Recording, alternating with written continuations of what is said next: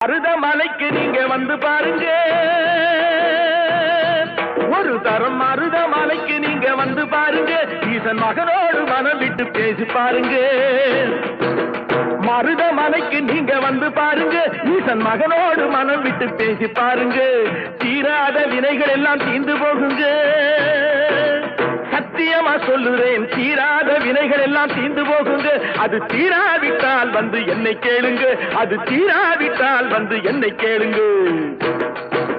மருதமலைக்கு நீங்க வந்து பாருங்க.